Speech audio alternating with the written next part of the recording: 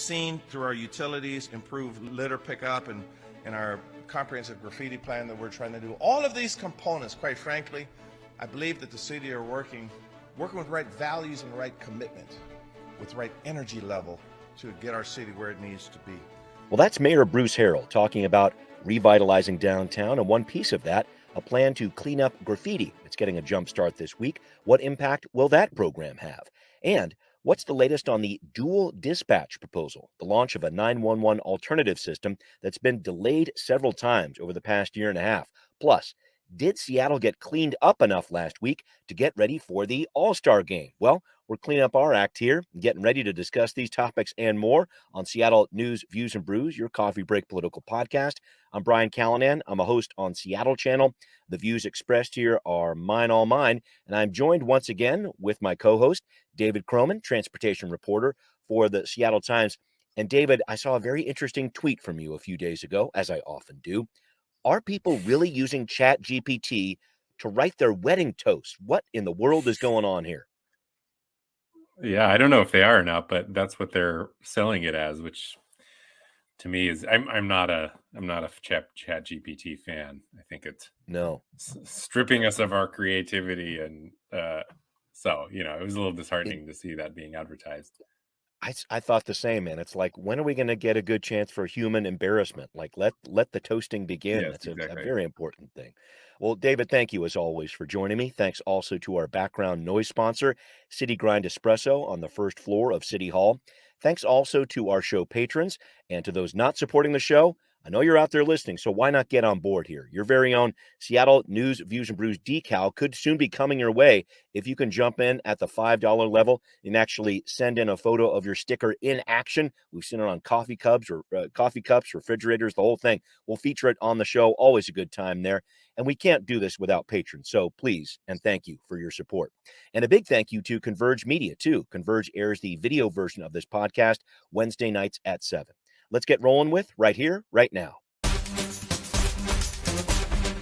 Another busy week for Seattle city government, land use especially, a public hearing over relaxing design standards for affordable housing, which we've talked about, looking into adding rooftop patios in Pioneer Square. We'll delve into that further on down the line. But David, I really wanted to discuss the mayor's graffiti abatement program. He's launching that this week, relaunching it, I should say, as a bit of an update on some drama from a few weeks ago. You will remember, folks, U.S. District Court Judge Marcia Peckman ruled that police could not make arrests for graffiti under Seattle's current vandalism law. Some concerns over free speech there, which are still in question. But that doesn't mean the mayor can't swoop in and work on cleaning things up, which he is doing this week with his relaunch of the graffiti abatement team in the downtown and Chinatown ID neighborhoods. David, I know there was a lot of confusion over this a few weeks ago when this ruling came out, but what do you make of the mayor's plan to basically blow past that legal question and just get to the cleanup here? Yeah, well, I mean, it was, that ruling meant that they couldn't make arrests for people doing graffiti, but I think I saw somebody, maybe someone from The Stranger, had posted the numbers of arrests that actually happened because of graffiti, and it was, it's in the low double digits. I think, maybe even the teens. So it's not like there are huge numbers of people getting arrested for this. So, in some ways, it doesn't really, I don't know that, graffiti was a big part of Mayor Harrell's campaign and Ann Davison's campaign. And I don't think it was ever really about making like a bunch of arrests necessarily. I think it was just this sort of caretaking approach. We're going to, get crews out there to scrub this off of walls and paint over it and things like that. And so, this ruling doesn't really get in the way of doing that.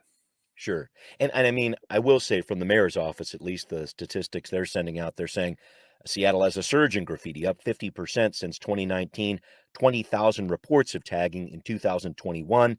There's a temp agency, Uplift Northwest, 3 crews out and about working with city departments like Parks and Seattle Public Utilities to get things cleaned up. We're going to talk a little bit more about city cleanup activities a bit later in the show.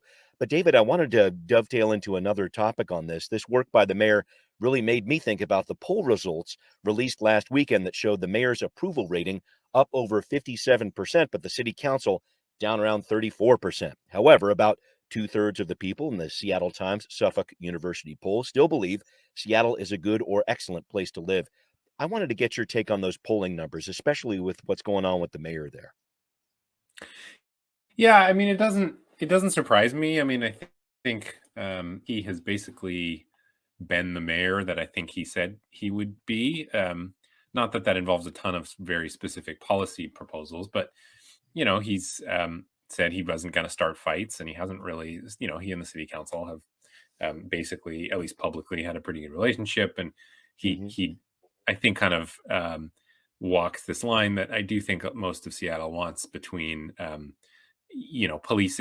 He's not. It was never a defund the police guy. He was never a Right. decriminalize um, drugs guy, but he also isn't, seen as a super tough on crime type. And so, I think there's still some questions around specifics of what he's going to Yeah. do at this time in office. Yeah. But as far as his general vibe, I suppose he is basically the person that people elected him to be. I also think these polls have Yeah. consistently shown a split between the mayor and the city council. I don't know if it was ever publicized, but I think it was a similarly, maybe not quite as big of a gap, but there was a gap between Jenny Durkin and the city council, that she was seen as much more popular than they were. I think Hmm. some of that is that dynamic that you get when, if you ask people what they think of Congress, for example, it's, Right. 20% approval. But if you ask people what they think Hmm. of Pramila Jayapal, it's a much higher approval. And so, the Hmm. questions are asking about a body, a legislative body versus an Yeah. individual. So I think to a certain extent, there's probably the city council loses some points on that. I think some Hmm. of that is a lot of people equate Shama Sawant maybe with the city council, Yeah. or Yeah. on the other side, maybe equate Alex Peterson with the city council. And Sure. so it sort of becomes a Rorschach test when you ask people about that maybe they would gravitate towards their least favorite person on the city Yeah. council and define them in that way. So I would be Right. interested to I wouldn't be interested to see polling results on individual council people. My hunch is they would Right. still be less popular than Bruce Harrell, but Sure. I don't know that the gap would be quite as wide. I think Right. 57%, and I can't remember what the disapproval rating was. It was pretty Hmm. low. Those are Yeah. really good numbers for Bruce Harrell. Yeah. Suggesting that if there was an election next week, he would easily win re-election, which Right. Right. that's interesting to see. Yeah, a lot of tests ahead. And when the council turns over, we're talking about 7 positions here that are up for election coming up here in November. When that council turns over, I think that'll be a very defining moment for the Harrell administration, who has talked a lot about One Seattle and working with the council. He's tried that, but I really thought those numbers were interesting, and I think you're right. Andrew Lewis brought up that point too about that 20% congressional approval rating there, and when you have 9 different people to pick from there, there's one of them you probably don't like. So Yeah. there's a reason behind some of those polling numbers there for sure. I wanted to work on another issue that the mayor's been kind of dragging his feet on a little bit here, a dual dispatch program to set in place some 911 alternatives for low acuity calls. These are calls that don't need a armed officer out there. The mayor's office is making a presentation about this to the city council's public safety committee at just about the time we're recording this podcast, David, and it looks like there's some progress being made here. We're seeing that Seattle Police and Fire are going to be involved. Along with those 2 response agencies, we will also have the Community Safety and Communication Center, the CSCC, which will be working with the social outreach group known as CARE. So, David, it looks like to me that the mayor's office is aiming for a team of about 6 responders here using 3 vehicles with a clinical supervisor to be ready to go by October of this year. And I know details are just coming together on this, but my question is this big one here. What is it going to take this make this program successful? What do you think that looks like? Yeah, I think it looks like needing a lot of clarity and Mm, specific sort of operating procedure. hmm. I do think the dispatch question has been kind of the most underrated difficulty of having an alternative police force, or some kind Hmm. of alternative to law enforcement, because that's the point at which, in theory, you would sort of make the distinction between something that needs an officer with a gun and something that doesn't. And so Yep. I think coming up with a program that works is going to take yeah, it's just it can't fall into confusion, because if it does, then you are going to have instances where the wrong person is showing up to the wrong kind of scene, and someone could end up being hurt, or Right. either because an officer overreacts, or because maybe they needed an officer and didn't get one, whatever it might be. Right. So yeah, I think I don't know a ton about what the specifics of this are going to look like once it's Yeah. up and running, but it's just gonna, for it to function well, it's going to have a lot of clarity and precision on who it's sending where and when. Yeah, a lot of oversight there too. And I think the next step may also be, David, kind of building public awareness of this dual dispatch program, because the mayor's office says it's going to coordinate with the Department of Neighborhoods to make that happen. And I just feel like that's another piece of this puzzle about where will these dual dispatch crews be going. Sending them out in an equitable way is kind of where I'm getting here, David. How do you do that? I just don't think that's going to be easy with a small team. I wonder how that's going to go. No, yeah, not easy. And even if you had a bigger team, how do you find and keep people to continue to do that work and train them properly? Yeah. Yeah, I mean, this is the risk, I think, on some of these. A couple of years ago, and I was writing a little bit more about this, somebody described some of what the city's programs are as boutique-y, which is small programs that are interesting and have promise, but are not built out to handle anything close to like what a fire department or a police department does. Sure. And so the risk here is you kind of over promise and under deliver, in which case people lose faith in alternatives to policing at all, not necessarily because it's inherently flawed, but just because it was never set up in a way to function on a sort of broad scale. Ooh, agreed. And I will say I'm interested to see how this turns out, because in looking at the presentation here from the mayor's office, consultations going on with departments up and down all over the city of Seattle and across the country too. So 70 different organizations weighing in on this. And I think the mayor's office is trying to proceed with this, proceeding with caution, of course. This is going to be a bit of a pilot program in the late summer, and it looks like the full launch is supposed to be in October of this year. So that's the first time we've seen that date set in that way. So we'll see what happens next on that one. All right, up next, cleaning up Seattle prior to the All-Star game. Hundreds of people pitched in to make it happen last weekend. What effect will this work actually have? We are considering that question next on Now Hear This. Well, in case you missed it, a big cleanup effort around T-Mobile Park, ostensibly to spruce things up before the All-Star game, attracted 400 plus volunteers this past Friday. The Mariners, along with the civic group Together Washington and the Seattle Metropolitan Chamber of Commerce, made it happen. They're dispatching 35 teams across SoDo, Chinatown, Pioneer Square, and other areas to clean up trash. What was accomplished? Well, Aaron Goodman, executive director of the SoDo Business Improvement Area, who was one of these volunteers, told reporters last week this was a good step forward, but it was just a small step, too. We're not there yet. It's getting better. We had nothing move, nothing cleaned up. The city did nothing for 2.5 years. And so while we have seen significant progress under this administration, there's just a lot that didn't get done that we need to attend to. David, I thought this was an interesting move by groups like the Metro Chamber and Together Washington to organize this cleanup. There were so many opinions flying around on this one, like Seattle's just trying to sweep its homelessness issue under the rug, or the city's making some progress and has some good volunteers trying to help out. How did you see this? What was your take on this story? Yeah, I think it's probably an effort at kind of community building and getting some buy-in to the All-Star game. I think for the mayor and downtown groups in particular, Downtown Seattle Association, Metropolitan Chamber of Commerce, I think there's a lot of importance being put on this All-Star game. Seattle's reputation, has probably taken a hit, fairly or unfairly, in national media, and it has become sort of a bit of a punching bag for right-wing media and that sort of thing. And so I think there's a lot of hope being put on sort of what this can do for the city's reputation. I think there's always questions for me about sort of volunteerism and how that intersects with what the duty of the city should be versus people who are just out there kind of deciding on their own what's dirty and what needs cleaning and that sort of thing. I think there's always a little a little hesitancy around that. Sure. In this case, I don't think there's, my senses. I mean, I wasn't there. My senses, it's sort of, picking up trash and, sort of like an adopt a highway program or whatever, Yeah. but around Right. T-Mobile.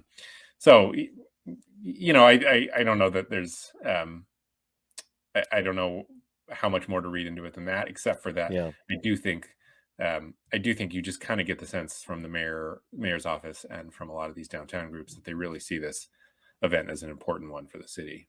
Yeah, no, absolutely. And it leads me to that other question of, is Seattle ready for an All-Star game? Of course, there was one at the Kingdome back in 1979. I think I have that right. And of course, 2001 when it was still Safeco Field when it opened up. And Seattle is a different place right now for sure. And I guess that's my bigger question is Seattle ready for this All-Star game? And does this whole idea of the need for a city cleanup, does that become a storyline when the Midsummer Classic rolls in on July 7th for All-Star Week?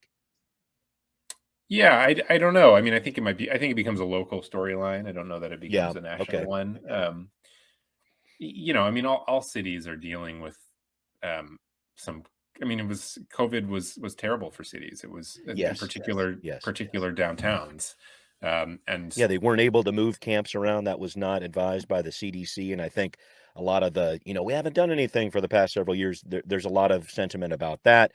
But I think the pandemic is at least there's some reasons behind that, I guess.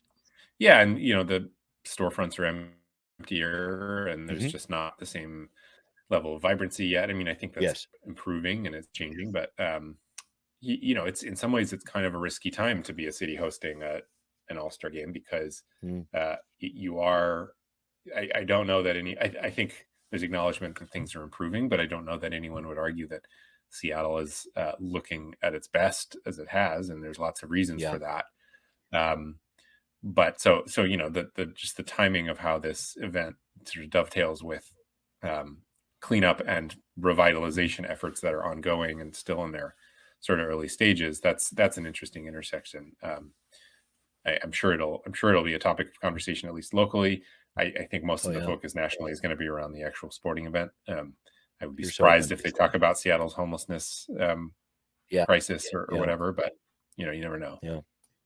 True, and I'm hoping they can focus on at least one Mariner in the mix there. I think Luis Castillo has a good chance to jump on that roster, but that's been difficult to watch those voting totals too. So people, I don't know what happened. Don't know what happened, but that was a rough vote for the Seattle Mariners at least. I wanted to look at another way of cleaning up our streets, if you will, David, in a different way from Seattle City Light. A very interesting twist, as I saw it, in the City Light Committee meeting this week. The council's looking at Ordinance 96796. This was passed back in 1968, which requires that all the wiring you see overhead in the First Hill neighborhood for phones, cable, etc., that should be undergrounded. And that's happened with about 20% of the wiring in this neighborhood. But now there's a need to update electric service to a 4-block area around Harrison and John. There's just a bigger demand for electricity and connectivity in our high-tech world, and City Light has a problem here. If all that wiring is required to go underground, that's going to cost ratepayers a ton. Plus, those ratepayers are the one who have to pay to get a trench to go out there and connect with the service. City Light is saying, hey, City Council, give us the discretion as to whether we put these wires underground or not.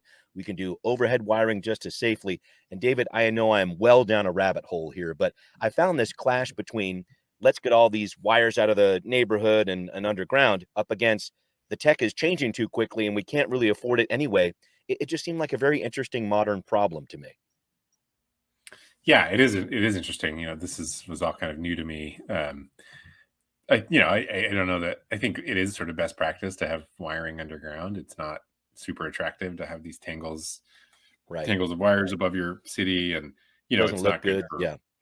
Yeah, and if there's storms, then branches fall into them and knock out Hmm. power. It's that, and then that costs money. So, you can understand why it's important to put them underground. At the same time, I think City Light is and will continue to be under a lot of pressure. It's at an interesting time as a utility, just as far as sustainability goes, because buildings are more efficient. And,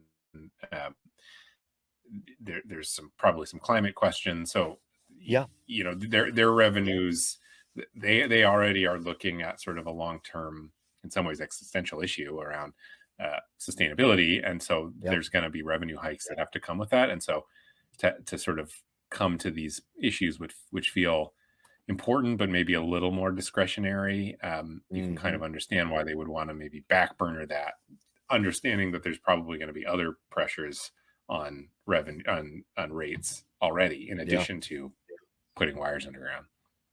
Yeah, and I think it intersects with so many other issues too, David, because if you end up tearing those utility poles down, then hey, we got to close down this street for a certain amount of time. Boy, that's bad for traffic. And then I thought this was a little bit hopeful, but it was in the City Light presentation here. Changing this law may actually facilitate the building of additional affordable housing. And I just wonder about that, about the greater impact of something like this down the road when it comes to traffic, when it comes to affordable housing, because I think those are pieces of this too. Yeah, I agree. And people kind of underestimate the role that utility hookups and utilities have in getting housing built and online. I know for a while ago, it was like a 6-month backup on just getting utility hookups for new homes, and that alone was delaying new homes from coming online. And so, in a city like Seattle that's desperately in need of housing quickly, any sort of hang up, any sort of complexity sort of in that process delays it from getting online. I don't know if I don't know if this issue would necessarily lead to delays, but it's worth thinking about. Yeah, it would be something that would contribute for sure. So we'll see how that committee vote goes this week on that issue. We'll see how the council engages that over the next week or so. But I did want to talk about something else coming up here. The story that had the world's attention over the past week, the tragedy of the Titan submersible. David's done some reporting on this, and we're going to break it down on Transportation Talk. David, you and your colleagues, Mike Riker and Lauren Rosenblatt, wrote a story for the Seattle Times about some of the events leading up to the recent deadly voyage of the Titan submersible. It sounds like some of the predecessors of this craft, built here in Puget Sound region, had some red flags that concerned a lot of researchers. What did you find out? Yeah, it's interesting. Anytime there's some kind of disaster like this, you kind of do a little retrospection and see if this is something we should have known was coming. So it's an Ever-based company, so that's why the paper has taken an interest in it. Obviously, lots of national media attention on the actual crash near the Titanic, but we were sort of interested in how this business got established here and how it functioned here, because we knew that they had done quite a few dives in Puget Sound and around San Juan. So, we revisited, in particular, these 2018 dives that happened in the San Juans. This is the submersible before the Titan. The Cyclops, Cyclops, yeah. They put out a call to scientists to apply to use their submersible for research if they wanted. Few people reached out, got accepted. But when we checked in with, and at the time there was a lot of coverage. The Seattle Times wrote a story about it, and other outlets did stories about this dive, and it was sort of celebrated as this positive thing. But when we talked to people, it turned out there were actually quite a few safety concerns that had come up at the time, because some of these researchers had spent a lot of time in submersibles elsewhere and sort of kind of knew what it should feel like. And what we heard from them was this felt less like a sort of scientific project and more like a startup or a fly by the seat of their pants organization. And that, I think, for pretty serious researchers, that was concerning. There were issues around navigation, there was issues around propulsion system, lack of confidence that they understood the currents in the San Juans. Those deep currents to deal with that. And so, the Cyclops, was not Titan, and it was built differently. So it's not a 1-to-1 correlation. But when you hear about stuff like this, you start to question just kind of the general ethos of the company and how seriously they were taking safety versus kind of thinking of this as a profit-making venture and trying to do it as cheaply and quickly as they could. And another piece to this, David, and I think you're kind of going in this direction, this idea of certifying these craft. This was something that OceanGate, they didn't want to do that. They said, our standards are even better than what you're considering. Help me out with that part, because I think that's something that a lot of people don't understand either. These these weren't certified in a proper way, either Cyclops or the Titan. Yeah, it's an interesting process too, because there's not like one central certifying body, but Mm, it's kind of best practice in this world to submit yourself voluntarily to some kind of certification process, which means you have some body looking over your shoulder and doing regular inspections. Cyclops said that, or Ocean Gate said that their standards were higher than that, but that sort of requires you're taking their word for it to a certain extent. yeah. And one person I talked to said he's taken hundreds of dives and almost none of them have been in uncertified crafts. And some of the places that he worked for, including the United States Geological Survey, wouldn't Mm, generally let him get into uncertified boats. And so, right. things aren't a problem until they are. And so, Mm, who knows if it's the lack of certification that led to this tragedy, I but see. Yeah. I think it's kind of one piece of a larger picture of this company as seen as putting safety and those kinds of precautions maybe second or third behind affordability and profitability. And Mm. that's part of why we are where we are, perhaps. Yeah. What does it do to this whole quest? And because I know it still exists for people to be going down to the ocean's floor, et cetera, and some of these different startup companies that do that. I have to imagine this puts it at least a pall on that, a chill on that for that activity to happen. Do you have a feel for that at all? That industry writ large? Yeah, I think I mean my sense is it'll probably have a chilling effect on the tourism part of it, and maybe Yeah. that's Okay. okay. I think when you talk to scientists and researchers, there are submersibles out there that they feel really confident and good about that have been used over and over without issue. And so I think most scientists and researchers probably would feel pretty comfortable going down. And Alvin is kind of the main one, or some of these Mm, French subs that are engineered to the max. Of course, it's all costs a yeah. lot more money, but Hmm. they feel pretty confident about it. But as far as the industry of sort of trying to create affordable-ish Mm, uh, like tourism to places like yes. Titanic, then um, I would imagine this has a chilling effect on it, and perhaps rightly so. Yeah. Yeah. Boy, so interesting to see that play out. I guess I should ask, have you ever been on a submersible before as we wrap up here, David? And the old submarine ride at Disneyland does not count. What do you got? No, I have not. I did one. I scuba dived Scuba. once, Uh-huh. scubaed once, but that was as much time as I've ever spent underwater. Wow. Yeah, I was able to go on one of the nuclear subs out at Bangor, Mm, at the Naval Air Station out there.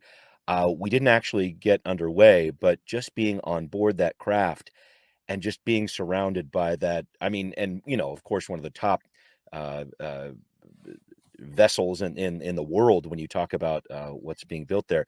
It does have that effect though of kind of pressing in on you, and I felt that even when it was not underway. And it's just such a terrifying story with the Titan here, and I appreciate your reporting on it. Very difficult to hear that news, but I got to say that was some great reporting there. I'm glad you were able to provide that.